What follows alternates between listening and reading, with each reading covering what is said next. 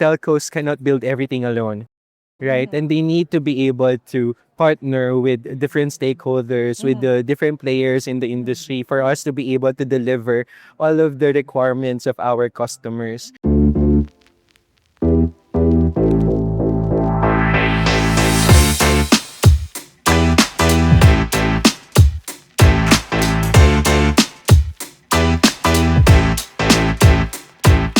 Welcome back to our interview series. We are at ATxEnterprise, part of ATx Singapore, taking place at the expo here.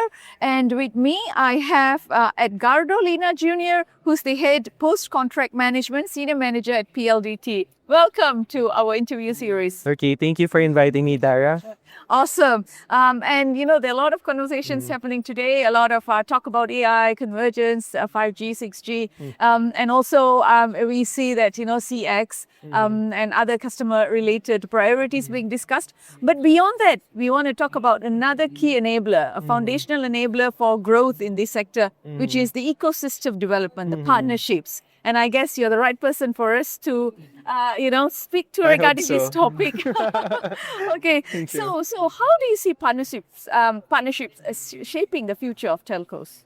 Well, right now, telcos cannot build everything alone, right? And they need to be able to partner with different stakeholders, with the different players in the industry for us to be able to deliver all of the requirements of our customers, right? It will be important for us to partner with different players so that we are able to scale sustainably, because we don't have the resources, we don't have the time and everything for us to be able to meet the fast demands of our customers. Exactly. We had some similar conversations earlier, and some of the telcos are saying how they are partnering with universities. They are offering scholarships for students so that they have the pipeline of talent. Okay, so they're partnering with young talent as well, partnering with startups, because startups bring all these ideas and they're agile, they are fast. So you have to grow your partnerships, and also working with other telcos, right? Especially on standardization and frameworks and stuff. So, moving from that, let's talk about co-creation.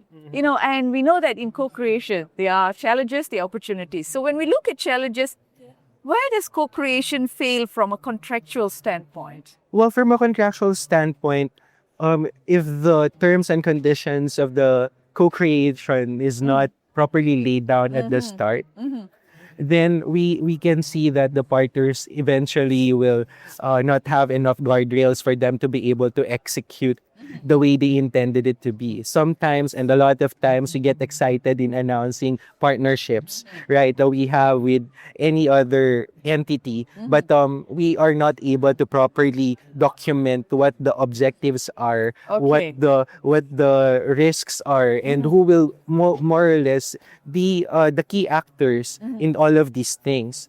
So we need for us to be able to properly document everything, involve legal as early as possible, and that all of these legal things will not slow down innovation.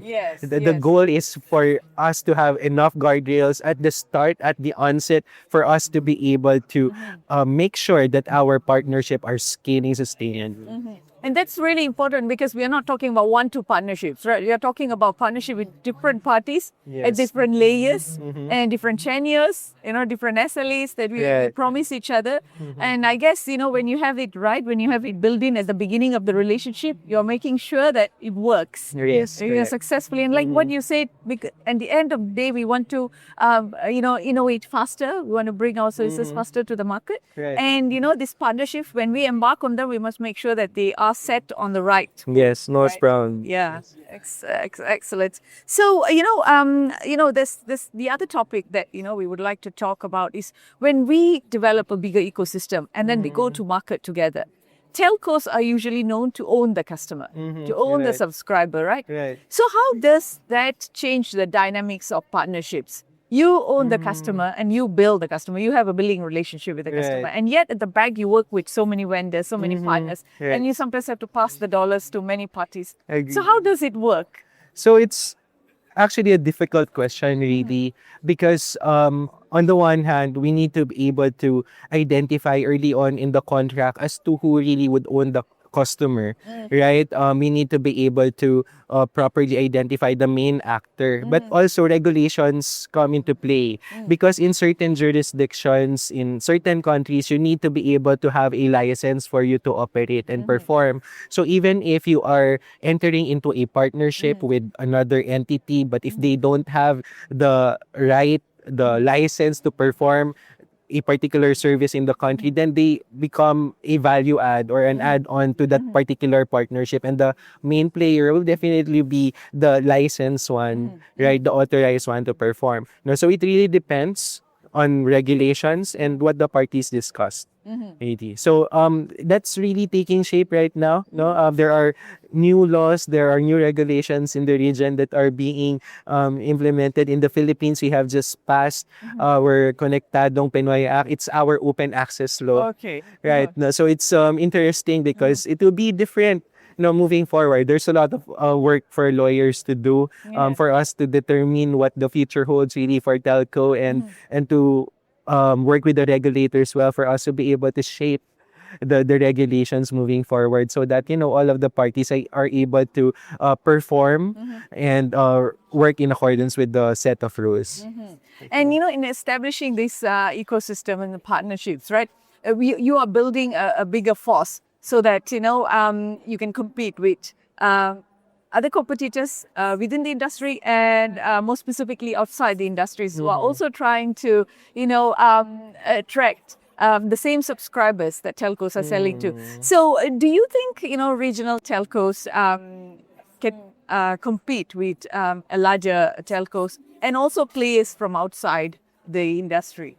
Well, most definitely, if we try to work all together, right, and build, a scalable and a sustainable partnership. But the challenges really are the differences in the regulations in the different jurisdictions in the region and even globally, right? Some jurisdictions like Singapore is very open.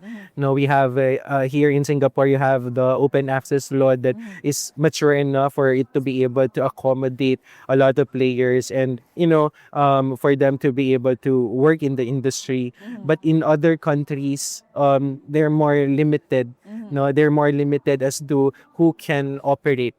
Right? In the Philippines, we've just started, as mentioned earlier. Okay. So we're not yet in that situation where all of the parties in the region, all of the countries in the ASEAN region can just integrate and work together.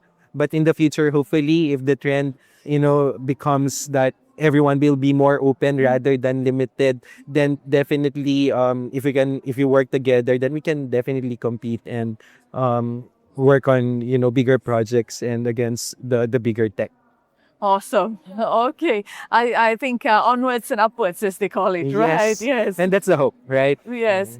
Well, I guess, we've come to the end of our conversation today. So thank you so much, Edgardo, for joining us today and for sharing your insight. This is a very fresh topic because we hear a lot about ecosystems and partnerships. But, behind the scenes, you have to make sure that you start right? Right, Make sure that, you don't run into problems because when more parties are involved, of course, you want to make sure everybody's happy at the end of the day. Definitely. Thank you so much for joining us. And thank you for inviting me. Yes, lovely. Okay, Lovely bye. speaking to you.